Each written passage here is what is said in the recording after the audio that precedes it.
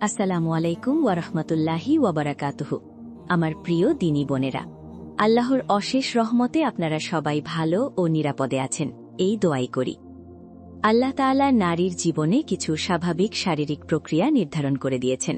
এর মধ্যেই একটি হল হায়েজ বা পিরিয়ড। এটি কোনো রোগ নয়, কোনো লজ্জার বিষয়ও নয়, বরং এটি নারীত্বের একটি স্বাভাবিক ও সম্মানজনক দিক, যা ভবিষ্যতের মাতৃত্বের সাথে গভীরভাবে সম্পর্কিত। কিন্তু এই সময় শেষ হবার পর কিভাবে পবিত্র হতে হয়, এটি জানা প্রতিটি মুসলিম নারীর জন্য অত্যন্ত গুরুত্বপূর্ণ ও ফরজ বিষয়। কেন এটি এত গুরুত্বপূর্ণ? কারণ পবিত্রতা হল ঈমানের একটি মৌলিক অংশ। নামাজ, রোজা, কোরআন তেলাওয়াত সব ইবাদতের প্রথম শর্তই হল শরীর ও আত্মার পবিত্রতা। যদি পবিত্রতা সঠিকভাবে অর্জিত না হয়, তাহলে আমাদের ইবাদতগুলোও সঠিকভাবে কবুল হবে না। দুঃখজনক হলেও সত্য, অনেক বোন লজ্জা বা সংকোচের কারণে এই বিষয়গুলো কাউকে জিজ্ঞেস করতে পারেন না। আবার কেউ কেউ বছরের পর বছর ভুল পদ্ধতিতে গোসল করে আসছেন, অথচ বুঝতেই পারেন না যে তাদের ইবাদত ঠিকভাবে আদায় হচ্ছে না। তাই আজকের আলোচনা অত্যন্ত গুরুত্বপূর্ণ, কারণ এটি শুধুমাত্র একটি গোসলের নিয়ম নয়, বরং আপনার সারা জীবনের ইবাদতের শুদ্ধতার সাথে সম্পর্কিত।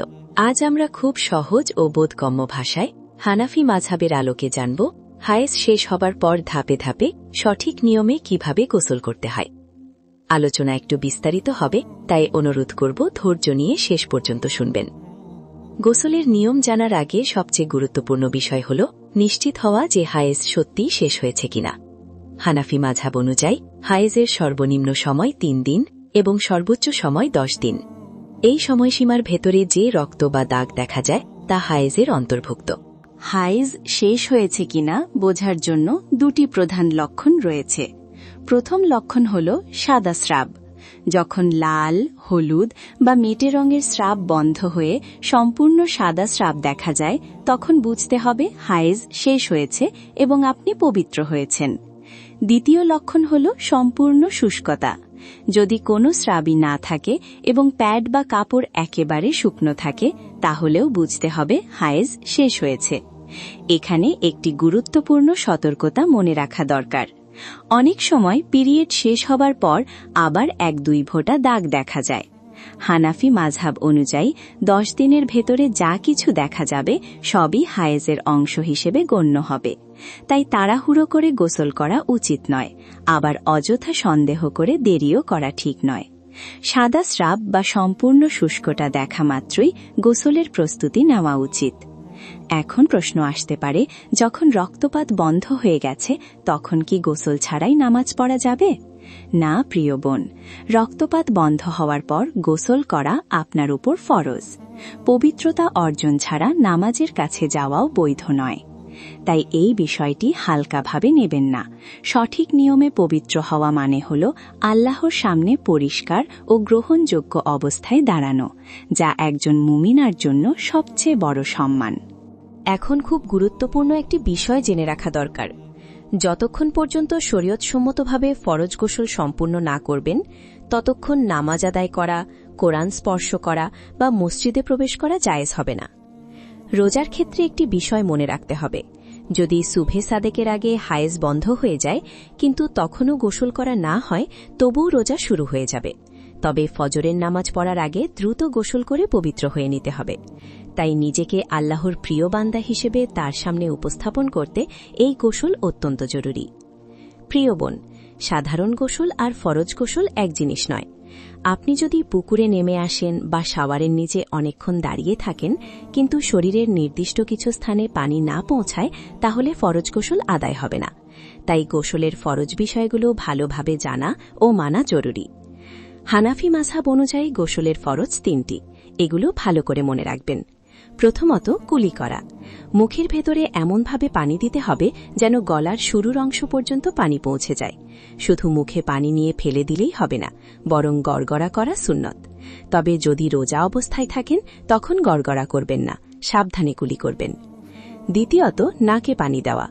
নাকের ছিদ্রের ভেতরে যে নরম অংশ আছে সেই পর্যন্ত পানি পৌঁছানো ফরজ। শুধু নাকের বাইরে পানি লাগালেই যথেষ্ট নয়। শ্বাসের সাহায্যে পানিটা একটু ভেতরে টেনে নিতে হবে যেন নরম অংশ ভিজে যায়। তৃতীয়ত, পুরো শরীর ধৌত করা। মাথার চুল থেকে পায়ের পাতা পর্যন্ত শরীরের প্রতিটি অংশে পানি পৌঁছাতে হবে। শরীরের কোনো একটি লোমের গোড়াও যদি শুকনো থাকে তাহলে গোসল সম্পূর্ণ হবে না এবং পবিত্রতাও অর্জিত হবে না। এখন চলুন শুরু থেকে শেষ পর্যন্ত গোসলের সম্পূর্ণ প্রক্রিয়াটি ধাপে ধাপে জেনে নিই, যা হানাফি ফিকহ অনুযায়ী সুন্নতসম্মত পদ্ধতি। প্রথম ধাপ হল নিয়ত করা। মনে মনে সংকল্প করবেন যে আপনি অপবিত্রতা দূর করে পবিত্র হওয়ার জন্য গোসল করছেন। মুখে উচ্চারণ করা জরুরি নয়, অন্তরের ইচ্ছাই যথেষ্ট। দ্বিতীয় ধাপ হল বিসমিল্লাহ বলা এবং হাত ধোয়া। বাথরুমে প্রবেশের আগে নির্ধারিত দোয়া পড়বেন। এরপর গোসল শুরু করার সময় বিসমিল্লাহ বলে 2 হাত কবজি পর্যন্ত ভালোভাবে ধুয়ে নেবেন। যদি জায়গাটি অপবিত্র হয় তাহলে বিসমিল্লাহ মনে মনে বলাই উত্তম। ধাপ 3, নাপাকি দূর করা। কাপড়ে বা শরীরের কোনো স্থানে যদি রক্ত বা অন্য কোনো অপবিত্র বস্তু লেগে থাকে তাহলে আগেই সেই অংশটি আলাদা করে ধুয়ে পরিষ্কার করে নেবেন। এতে করে শরীর সম্পূর্ণভাবে পবিত্র অবস্থায় গোসল শুরু করা সহজ হয়। ধাপ 4, লজ্জাস্থান ধৌত করা। শরীরের অন্য কোথাও নাপাকি না থাকলেও গোসলের শুরুতে লজ্জাস্থান ভালোভাবে ধুয়ে নেওয়া সুন্নত। এতে পরিচ্ছন্নতা নিশ্চিত হয় এবং গোসলের প্রস্তুতি সম্পূর্ণ হয়। ধাপ 5, অজু করা। এবার নামাজের অজুর মতো পূর্ণাঙ্গভাবে অজু করবেন। ভালোভাবে কুলি করবেন এবং নাকে পানি দেবেন, যেন নাকের ভেতরের নরম অংশ পর্যন্ত ভিজে যায়। মুখমণ্ডল, হাত ইত্যাদি অজুর নিয়ম অনুযায়ী ধুয়ে নেবেন। তবে যদি এমন জায়গায় গোসল করেন যেখানে পায়ের নিচে পানি জমে থাকে তাহলে পা ধোয়াটা শেষে করাই উত্তম। ধাপ 6, মাথায় পানি ঢালা। অজু শেষ হলে প্রথমে মাথায় 3 বার পানি ঢালবেন, যেন চুলের গোড়া পর্যন্ত ভালোভাবে ভিজে যায়। ধাপ 7, পুরো শরীরে পানি পৌঁছানো। প্রথমে ডান কাঁধের ওপর 3 বার পানি ঢালবেন, তারপর বাম কাঁধের ওপর 3 বার। এরপর শরীরের বাকি অংশে পানি ঢেলে হাত দিয়ে ভালোভাবে ডলবেন, যেন কোনো স্থান শুকনো না থাকে। এখন একটি গুরুত্বপূর্ণ বিষয় যা নিয়ে অনেক মা বোনের মনে প্রশ্ন থাকে। গোসলের সময় কি চুলের বেনি খোলা ফরজ? হানাফি মাযহাবে এ বিষয়ে নারীদের জন্য কিছুটা সহজতা রাখা হয়েছে, যা পুরুষদের ক্ষেত্রে নেই। যদি চুল বেনি করা বা শক্ত করে বাঁধা থাকে আর আপনি নিশ্চিত হন যে বেনি না খুলেই চুলের গোড়া অর্থাৎ মাথার চামড়ায় পানি পৌঁছে যাচ্ছে, তাহলে বেনি খোলা জরুরি নয়। শুধু চুলের গোড়া ভিজলেই ফরজ আদায় হয়ে যাবে। বেনির ভেতরের চুল শুকনো থাকলেও এতে সমস্যা নেই। কিন্তু যদি চুল খোলা থাকে তাহলে চুলের আগা থেকে গোড়া পর্যন্ত প্রতিটি চুল ভেজানো ফরজ। কোনো অংশ শুকনো থাকলে গোসল সম্পূর্ণ হবে না। যাদের চুল খুব ঘন তারা আঙুল দিয়ে চুলের ভেতর পানি পৌঁছানোর চেষ্টা করবেন। শাওয়ারের নিচে দাঁড়িয়ে আঙুল চালিয়ে নিশ্চিত করবেন যে মাথার চামড়া ভিজে গেছে। গোসলের সময় অজান্তেই কিছু ভুল হয়ে যায়, যা গোসলকে শুদ্ধ হতে বাধা দেয়। তাই কয়েকটি বিষয় চেকলিস্টের মতো মনে রাখবেন। নখে নেইল পলিশ থাকলে পানি নখ পর্যন্ত পৌঁছায় না, তাই গোসলের আগে নেইল পলিশ রিমুভার দিয়ে তা তুলে ফেলতে হবে। তবে মেহেদির রং থাকলে সমস্যা নেই। কানে বা নাকে ছিদ্র থাকলে এবং সেখানে গয়না পরা থাকে তাহলে গয়না একটু নেড়ে চেড়ে ছিদ্রের ভেতরে পানি পৌঁছাতে হবে। যদি গয়না খুব টাইট হয় তাহলে তা খুঁড়ে পানি পৌঁছানো ফরজ। 3, নাভি ও বগলের নিচের অংশ। অনেক সময় নাভির ভেতরের গভীর জায়গা কিংবা বগলের নিচে ঠিকভাবে পানি পৌঁছায় না, তাই হাত দিয়ে ভালোভাবে ডলে এই স্থানগুলো ভিজিয়ে নিতে হবে, যেন কোথাও শুকনো না থাকে। 4, চোখের কোণ ও কানের লতি। এসব জায়গা ছোট হওয়ার কারণে প্রায় শুকনো থেকে যায়, তাই খেয়াল করে সেখানে পানি পৌঁছাতে হবে। 5, ওয়াটারপ্রুফ মেকআপ। চোখে বা মুখে যদি এমন কোনো মেকআপ থাকে যা পানিকে বাধা দেয়, যেমন ওয়াটারপ্রুফ মাস্কারা বা ফাউন্ডেশন, তাহলে গোসলের আগে অবশ্যই তা তুলে ফেলতে হবে, যেন পানি সহজে ত্বকে পৌঁছাতে পারে। আলহামদুলিল্লাহ, এভাবে গোসল সম্পন্ন হলে আপনি পবিত্র হয়ে যাবেন। এরপর শরীর মুছে পরিষ্কার কাপড় পরে নিন।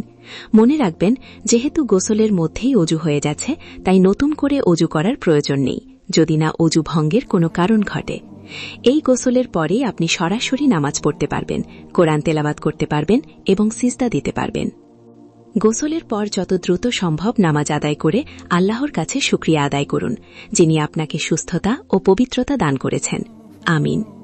প্রিয় বোন, এত নিয়ম শুনে হয়তো মনে হতে পারে এসব কি মনে রাখা সম্ভব? ভয় পাবেন না, আল্লাহ তাআলা দিনকে আমাদের জন্য সহজ করেছেন। মূল বিষয় হল সতর্কতার সাথে পুরো শরীরে পানি পৌঁছানো। আপনি যখন নিয়মিত এই নিয়মে গোসল করবেন তখন এটি ধীরে ধীরে আপনার অভ্যাসে পরিণত হবে। লজ্জার কারণে না জেনে ভুল আমল করার চেয়ে জেনে সঠিক আমল করা অনেক বেশি সম্মানের, কারণ আল্লাহ তাআলা পবিত্রতা অর্জনকারীদের ভালোবাসেন। আজকের এই আলোচনা হয়তো আপনার, আমার কিংবা আমাদের পরিচিত কোনো বোনের জন্য অনেক উপকারী হতে পারে। তাই অনুরোধ রইল, এই ভিডিওটি আপনার মা, বোন বা বান্ধবীদের সাথে শেয়ার করুন। এটি আপনার জন্য সাদাকায়ে জারিয়া হয়ে যেতে পারে। যদি কোনো বিষয় বুঝতে অসুবিধা হয় বা আপনার মনে কোনো প্রশ্ন থাকে, তাহলে নিচের কমেন্ট বক্সে ভদ্র ও শালীন ভাষায় লিখে জানাতে পারেন।